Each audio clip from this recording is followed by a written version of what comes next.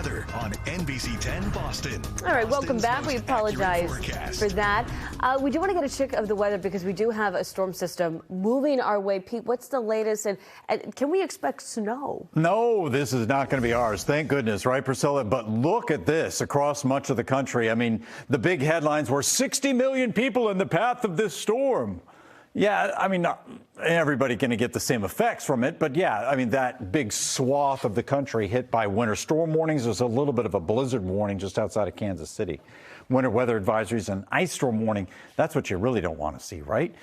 This is the snow through Cincinnati coming into D.C. and people are just fretting. We sit on the sidelines with this one. It goes just to our south, puts some pretty clouds over us tomorrow, and we will break those clouds up in the afternoon. Notice the little filament of snow coming onto Cape Cod later on tomorrow night. Could we see some flakes there? Sure. I don't know that we have enough fetch. In other words, the wind is out of the northwest. I don't know if we have enough time to conjure up a band of snow onto the Cape. And I think it'll be minimal. Then we'll go into the sunshine and stay there for Tuesday and Wednesday for the foreseeable future. We stay dry for the most part. Temperature 18 tonight in Boston, 17 in Natick, 16 in Worcester. That's cold enough, right? We don't want to put a wind on that, but we still have wind gusts over 20. And some will be near 20 tomorrow, 15 to 20 generally. But this is a day where we back off the winds in many cases. And then we see them surge again on Tuesday and Wednesday, start to drive in that gusty wind. Some gusts may be over 40 miles an hour, especially Wednesday. And then Thursday, it's just getting old at that point at 30 to 35 with gusts. Now, that's just enough to be annoying, but not necessarily enough to cause damage. That said, there might be some isolated power outages on either Wednesday or Thursday or Tuesday or Wednesday.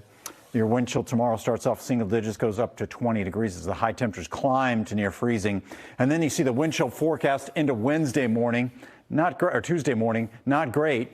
4 and then -1 on Wednesday. It gets a little bit more intense, more like 0 or below 0 in many spots, all the way up through southern New Hampshire. Again, this is because that wind is carrying, and most of the day will be in the single digits for wind chills, despite the fact that the air temperature gets to 28. This is when the temperature doesn't matter all that much, right? I mean, sounds okay, 30 and 28, but it won't feel that way. Big batch of cold all the way from Montana, all the way through D.C. and back over the maritime provinces. This is something we haven't seen the likes of in years, in fact. Low pressure is going to sit back up over here in the Maritimes. Persistent wind and dry weather. That's what it drives in here. You can see some snow showers across northern New England and the lee of Lake Ontario and Lake Erie, but that's about it. Otherwise, our sunshine stays with us. And then we go into the weekend, and we have a slight chance next weekend of a storm system brewing. Right now, it's a little too far out to be of much consequence, but you can see in the 10-day forecast, we do have flurries in the forecast for Saturday, but not looking like anything's too huge there. And then we go into next week beyond that, and the temperatures actually loosen up. We don't even have to wait that long for the temps to loosen up. We can see that happen as early as Friday, so the coldest air is really Monday through Wednesday with temps in the 20s to lower 30s. We're back after the break.